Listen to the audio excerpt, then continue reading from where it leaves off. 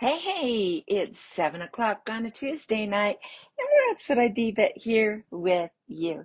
DJ Stutz here with Little Hearts Academy and Imperfect Heroes podcast. And so, oh gosh, kind of lost my balance there on the dog. I have a dog bed under the desk here, and my foot got caught in it.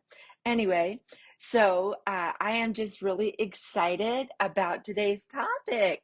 And if you want to catch up on more than just today's topic, I would love for you to just sign up for our newsletter. So you just go to our website, which is www.littleheartsacademyusa.com, and you just click on sign up for the newsletter. It's free, and you're going to get in on all of the episodes and all of the fun things that we have going on. You'll be able to, oh, here it is. You'll be able to get information on my new or my book that's out, but we have a new book that's probably towards the end of summertime. Their new book will be coming out, and so yay, we're excited about that.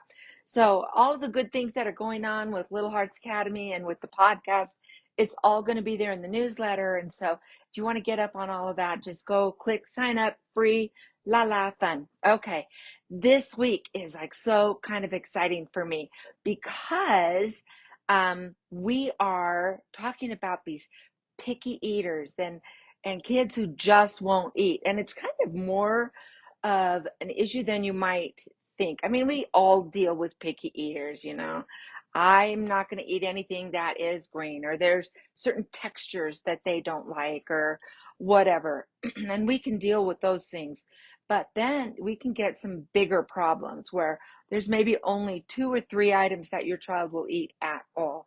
Some kids, you have trouble with them eating anything at all.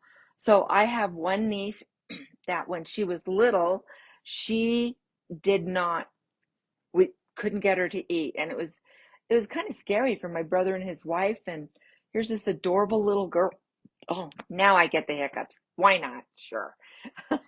So here's this adorable little girl, and she won't eat. And she's just this little teeny thing getting thinner and thinner and thinner. And it was scary. And it got to the point where they had to have that NG tube that goes up through their nose and into their belly. And that's how they had to get nutrition to her. Well, I mean, she's married now. She just had a beautiful little girl, and we've enjoyed our time being around her. And in fact, we're all going out to dinner tomorrow. But she's doing okay. Still a slight person, still doesn't eat much, but she's doing okay and doing well. And she's got a degree and all her things. But it was a very frightening time for this family. Now they have 6 kids.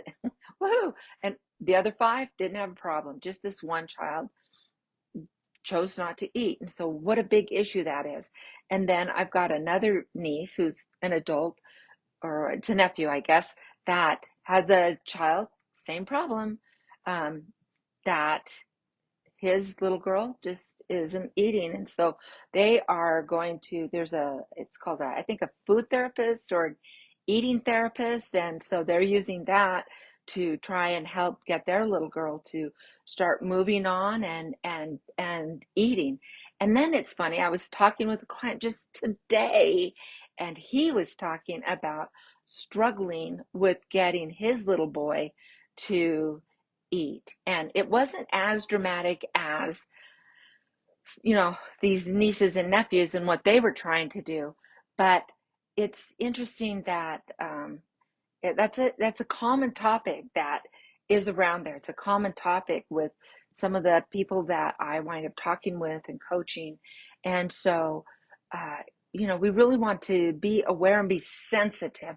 One of the things that I noticed with my brother and with his daughter was just some of the odd things people would say, oh, just, she'll eat eventually. You just leave her alone. She'll get hungry enough. She'll eat. No, she would not. And it was getting frightening, and it was getting life threatening with her just not choosing to eat. Or they'd say, well, if you must have done, something or made her afraid of food, what's going on with her, and acting like maybe someone was wrong with her, or that like my brother and his wife had done something wrong and traumatized this child in some way. That's not helpful, people. Don't do that to parents who are genuinely scared and worried, and they're trying everything they know to help their little ones. Stop it. The judgment thing's got to end, but maybe asking questions about how can I help, or think about, let me see if I know anybody who is in the nutrition field, or who maybe knows somebody who does food therapies and eating therapies, and try to be helpful, but don't be judgmental. Everybody has their own little thing that they are doing and that they are trying to accomplish with their kids. And so you don't know anybody's situation. So we're going to jump out of that judgment seat and climb into the helpful wagon and see what we can do to maybe do some networking with people we know, and see if there's some things that we can be helpful with too. Or maybe even just, taking the other kids out for a play date, or and even the little one with the play date. So if you see a child and they've got that tube going up their nose, and maybe the other kids think, oh, that's kind of weird, you can normalize it and talk with your kids about, oh yeah, you know what that is, and you can talk to them about it. And so yeah, she's fine. It's not going to scare you, or you can't hurt her. You just need to be careful around that tube, and when she grows up, that's all going to get better. But right now, she just needs a good friend to play with, and you can ask her mommy about it. I know that uh, parents generally, with questions from kids like, what is that tube for? And you can coach them maybe on some questions that they can ask. Kids can be sometimes a little offsetting with some of their questions. But as a parent, though, we also need to be open that kids are generally, they're not asking questions out of being cruel or mean. They are honestly interested in, I don't understand this. Can you help me understand this? And so if you take it that way as the parent, that's great. Questions from children are, I find, generally very sincere. And so let's move on with that. So my guest this week is from Australia. And so we had some fun times with time zones and all of that stuff. But Judith is amazing. And so her name is Judith Yeabsley. And I can't pronounce it exactly the way that she does, because she's got that amazing Australian accent. But so she's accredited in Australia as a picky eater advisor.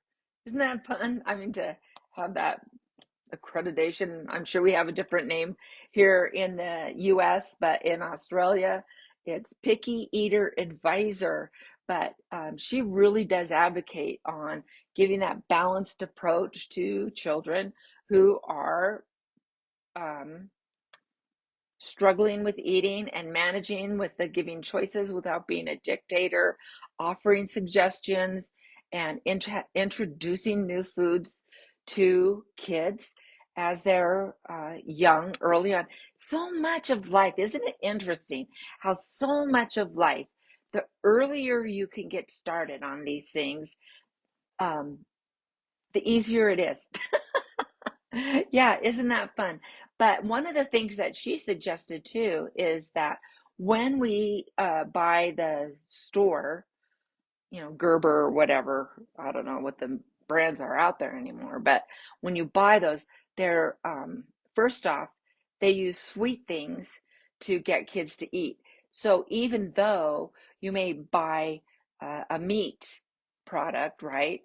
They are putting in applesauce or some other sweet fruit, mixing it in with the meat to give it that sweet taste, to get the kids to eat it. And so, do we want our kids wanting that much sweet early on? And so, you want to really maybe look at the ingredients and see if it's a meat that you're trying to introduce. let's just have it meat, right? Or if it's something like the carrots are very sweet, and so the babies will go for the carrot stuff early on.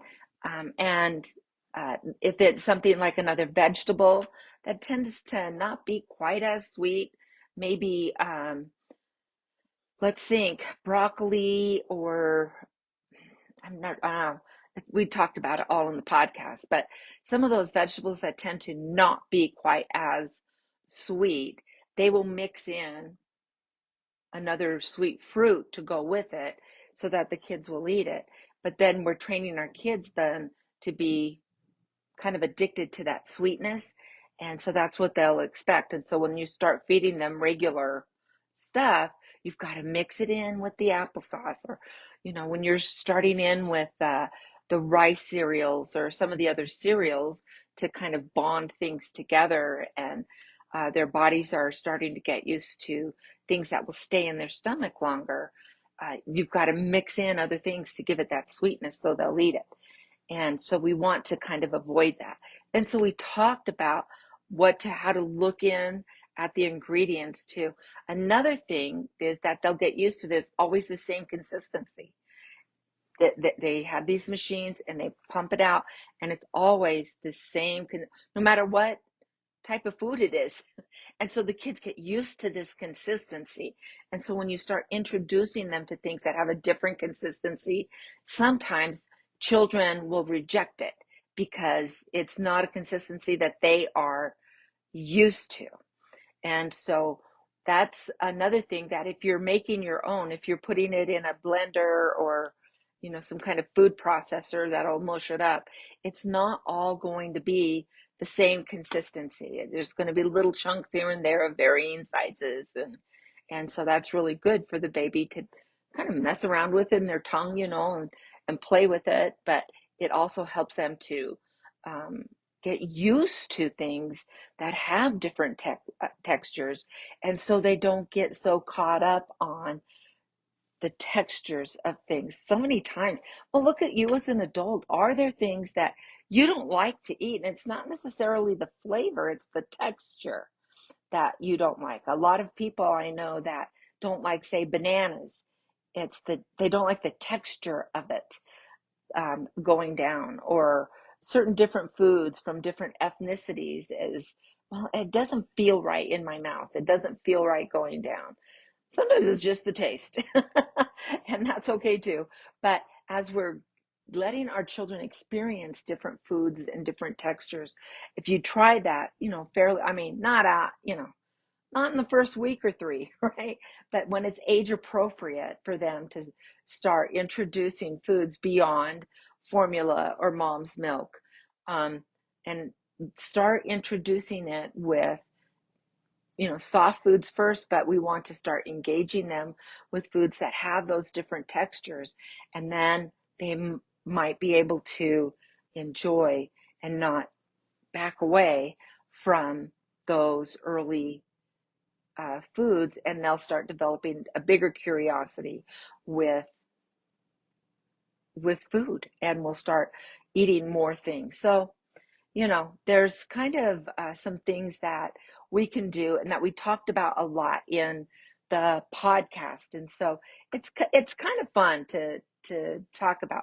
Another thing that she brought up that I thought was kind of a good idea was you can also mix some of the store-bought brands with the homemade mixtures. And so they're at least getting some of that texture that's in there, because babies, again, with that uniformity and consistency, they'll get used to that. And so then when you're trying to get them to eat other foods as they grow older, they'll start rejecting that. And then you can start having those food aversion issues as they're going on. Now, we know that there's no one answer for everything. And there are kids that are just going to need medical attention and intervention in their eating, and that's no fault of your own, no fault of the child. It's just how they've been put together. And so we're going to find a way, working and coordinating with medical help, with nutritionists, with therapists, that can help us overcome this hurdle that is in the way of our child's development. And so I don't want people to get anxious or overly worried, but just say, oh, this is where we are. This is what we're doing. Okay, we're doing okay. We can make this happen. And then again, if we want our kids as they grow older to have more of those well-rounded appetites, right? Then we can be consistent in their earlier ages to serve more vegetables as snacks, have them readily available, because kids eat frequently throughout the day. It's like, I just fed you. What? You're hungry? I think we ate just 10 minutes ago. And so if you've got those around, and so you're not always handing them that prepackaged, pre-processed foods that have a bunch of the chemicals and all the garbage that's there, and you can put them in like a snack bag, those little snack bags.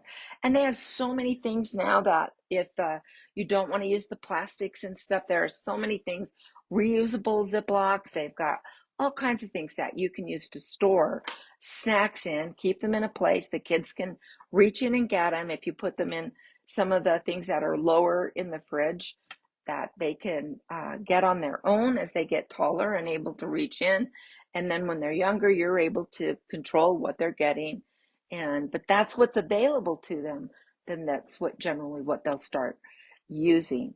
And then too, you're going to start, when they go to school, they're going to start seeing, oh, this kid has the Twinkies and the Hostess and the, Little Debbie's and all those other things. And I've got this. And so they might start asking for that. And so the problem is, and I'll tell you this, if you deny them point blank, nope, we don't eat that. That is so bad. And so this, they're going to start sneaking it behind you, generally. Like 90% of the time, you're going to have kids that will, find a way to work around mom and dad and get it elsewhere. And so if you want to make an adjustment and say, oh, I can see that this is, really important. So maybe one day a week, or if you meet your reading goal or whatever, you can have this as a special dessert in your lunch. Once a week, every other week, but you two negotiate it. Make it something that you both can agree on. And you can start out with the boundary that it's not going to happen every day, because these things really are not good for you. And I want you to be very healthy and strong. Well, Joey gets it every day. Well, that's between Joey and his mom, or Susie and her mom. But this is for our family. And their family may deal with nutrition in a different way. But I've done a lot of work and a lot of research, and I just love you enough to say maybe no. And, you can be mad at me if you need to. That's a choice. But I will still love you, and I am willing to negotiate this much. So, we can choose. And I like to start with, if you were willing to go once a week, well, we can do once a month if you want. So you choose once a week or once a month, but those are the choices that are available right now. And I'm fine with either one. You pick. I'm happy with either one. So which one would you like? So that's kind of how I wrangle my kids with things. So it's a fun way to work with them, but give them some choices. Make sure that you are allowing your children to have choices in some of the foods. And so maybe, we're having a vegetable with our dinner tonight. Which vegetable would you like to choose? And when they're younger, they choose between A and B, right? And I would try to make the A and B's, I don't know, something. I grew up, and we all do this. I think we all do. If it's something that you don't like, you generally don't offer it to your kids, right? Brussels sprouts, not happening with me? No. When I had them as a child, They made me throw up. True story, no exaggeration. At the table on my plate. Couldn't even get away from the table. They did something to me. And so I had like a little mental block there with them. And so it never even occurred to me to feed my kids Brussels sprouts. And they never had to eat them. And so I have heard that they've made some changes, and I don't know how they've done it. It kind of makes me wonder um, about chemical changes and changing the flavors of things, but that they taste better now. Okay, and I'll believe you. And so, but that's just something. And so maybe think about what are the things that I don't offer that maybe they might like on their own, but I don't like them. And so you can say, if they, oh, this is something, oh, this is terrible. You might like it. I think it's terrible. And you might like make it up like, they're so brave for trying it, and build it up and then see if they like it, see if they don't. And so I know that I have a daughter that they go and find the weirdest fruit in the grocery store. And and they'll try it, and they have found things that they absolutely love, and I would never try some things that look like porcupines and just the weirdest fruit that they can find, and it's a family fun thing, and yeah, they've had a great time involving the kids and finding different things to try, and now the kids are up for different things that they haven't tried before or haven't heard of before. So anyway, these are some ideas that you can try, but the podcast is fantastic, and I hope that you will go and give it a try and listen to it. So it's episode 135 of Imperfect Heroes Podcast. It's just imperfectheroespodcast.com, or you're going to find it anywhere you find podcasts. Be sure to leave us a rating and a review, and just tell a friend about us. And you can always sign up for that newsletter. So I would love to see you there. And until next week, let's find joy in parenting. Bye, guys.